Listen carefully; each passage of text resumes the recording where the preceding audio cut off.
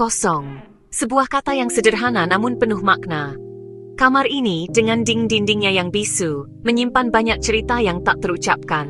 Setiap sudutnya seolah berbisik tentang masa lalu yang kelam dan misteri yang belum terpecahkan. Kamar di ujung lorong itu selalu kosong, tertutup rapat. Tidak ada yang berani mendekat, apalagi mencoba membuka pintunya. Lorong itu sendiri terasa seperti jalan menuju dunia lain, dengan cahaya yang redup dan bayangan yang menari-nari di dinding. Aura dingin selalu terpancar dari balik pintu kayunya yang kusam. Seolah ada sesuatu yang menunggu di baliknya, sesuatu yang tidak ingin ditemukan. Kabut tipis yang merayap keluar dari celah-celah pintu menambah kesan angker dan misterius. Aku, Laras, penghuni baru di kos sederhana ini. Aku datang dengan harapan menemukan tempat yang tenang untuk belajar dan beristirahat. Namun, sejak pertama kali aku tiba, ada sesuatu yang mengganggu pikiranku. Sesuatu yang membuatku merasa tidak nyaman. Rasa ingin tahu tentang kamar itu menggerogotiku. Setiap kali aku melewati lorong itu, aku merasakan dorongan yang kuat untuk mendekat dan melihat apa yang ada di balik pintu tersebut. Namun, rasa takut selalu menahanku. Setiap malam, ada saja suara-suara aneh yang datang dari sana. Suara-suara yang membuat bulu kudukku merinding. Kadang terdengar seperti langkah kaki, kadang seperti bisikan-bisikan halus yang memanggil namaku. Shh, Laras, bisikan-bisikan itu samar-samar. Aku mencoba mengabaikannya. Aku mencoba meyakinkan diriku bahwa itu hanya imajinasiku saja.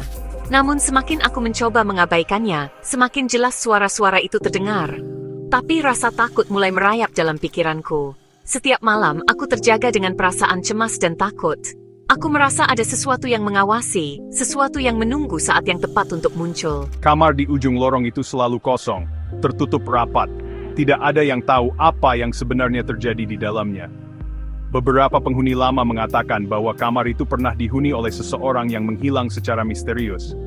Aura dingin selalu terpancar dari balik pintu kayunya yang kusam, seolah ada rahasia gelap yang tersembunyi di dalamnya. Kabut tipis yang merayap keluar dari celah-celah pintu, menambah kesan angker dan misterius. Setiap malam, ada saja suara-suara aneh yang datang dari sana. Suara-suara yang membuat bulu kuduk merinding.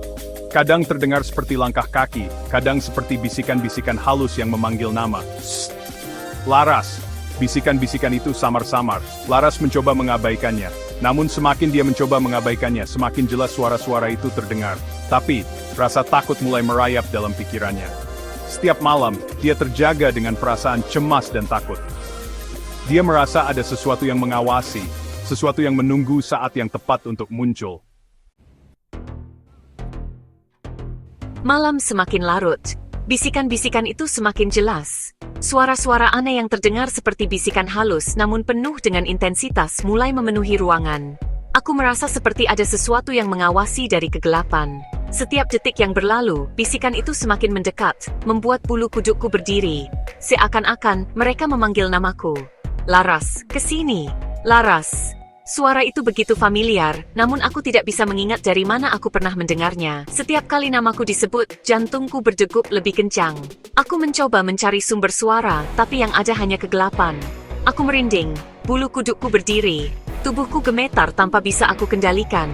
Rasanya seperti ada energi dingin yang merayap di kulitku, membuatku merasa sangat tidak nyaman.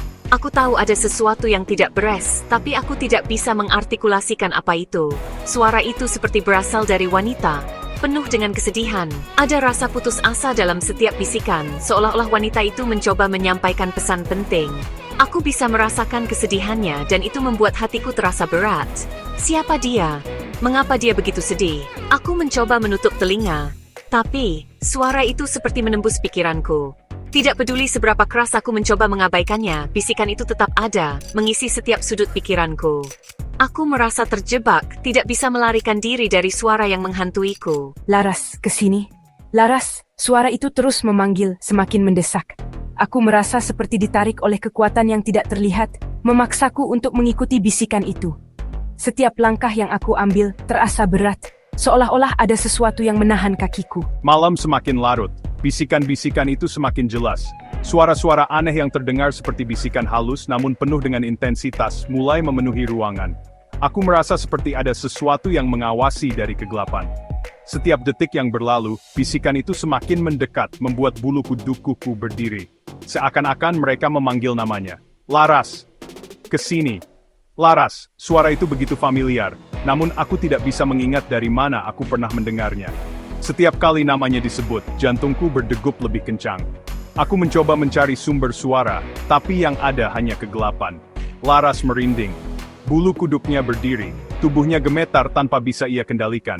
Rasanya seperti ada energi dingin yang merayap di kulitnya, membuatnya merasa sangat tidak nyaman. Ia tahu ada sesuatu yang tidak beres, tapi ia tidak bisa mengartikulasikan apa itu.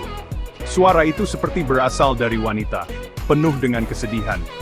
Ada rasa putus asa dalam setiap bisikan, seolah-olah wanita itu mencoba menyampaikan pesan penting. Ia bisa merasakan kesedihannya, dan itu membuat hatinya terasa berat. Siapa dia? Mengapa dia begitu sedih? Ia mencoba menutup telinga. Tapi, suara itu seperti menembus pikirannya. Tidak peduli seberapa keras ia mencoba mengabaikannya, bisikan itu tetap ada, mengisi setiap sudut pikirannya. Ia merasa terjebak, tidak bisa melarikan diri dari suara yang menghantuinya. Rasa takut itu semakin kuat, mengikatku dalam kegelapan. Aku merasa seperti diawasi. Setiap malam rasa takut itu datang tanpa diundang. Aku mencoba melawan, tapi semakin aku berusaha, semakin kuat cengkeramannya. Aku merasa seperti ada sesuatu yang mengintai dari balik bayangan. Setiap sudut kamar terasa mencekam. Dinding-dinding yang biasanya memberikan rasa aman, kini berubah menjadi sumber ketakutan.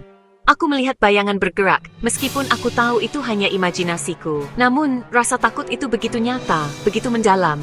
Bayangan-bayangan aneh menari di dinding. Aku tak bisa tidur. Setiap kali aku menutup mata, bayangan itu semakin jelas. Mereka menari, berputar, dan mengelilingiku. Aku merasa terperangkap dalam mimpi buruk yang tak berujung. Suara itu terus berbisik di telingaku.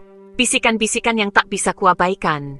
Mereka berbicara dalam bahasa yang tak ku mengerti, namun aku tahu mereka berbicara tentangku. Aku menutup telinga, berharap suara itu hilang. It's bad press. Rasa takut itu semakin kuat, mengikat Laras dalam kegelapan. Ia merasa seperti diawasi.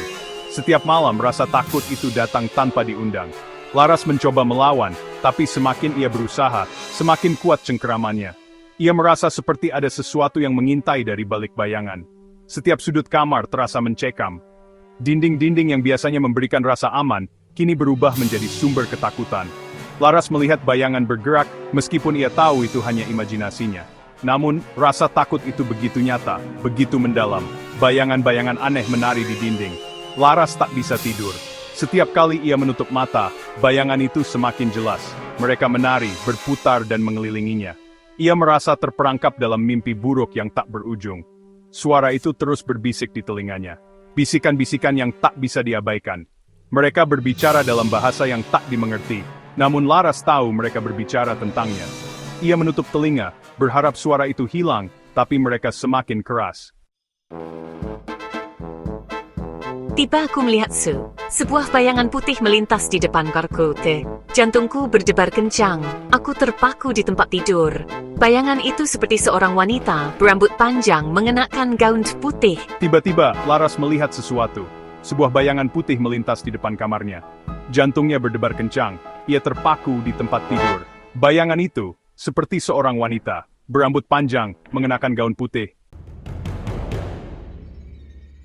Tepek tesam. Suara tenggelam berjalan at sami recovered bitis. Tangisan pilu. Penuh dengan terkesan fotis. Aku menutup telinga, tapi iksan at seitching dekin jelas. Malam-malam berikutnya adalah siksaan. Suara tangisan itu tak pernah berhenti.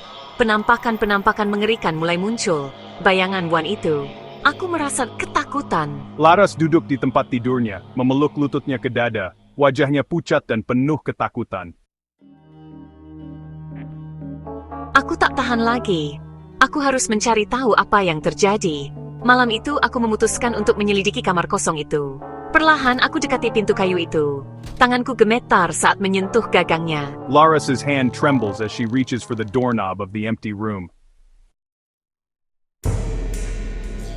Avanza, kamar itu kosong. Faith at kriwiwudwin jam menusuk.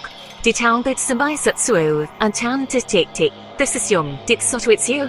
Anjani. A dusty photograph of a beautiful woman with a sad smile lies on the floor of the empty room.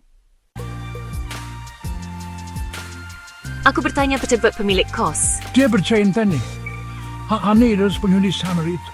Berberil bunuh diri. Rencana itu menginvestasi yang penasaran nih. Lara stands in the empty room, looking down at the photograph of Anjani, a single tear rolling down her cheek.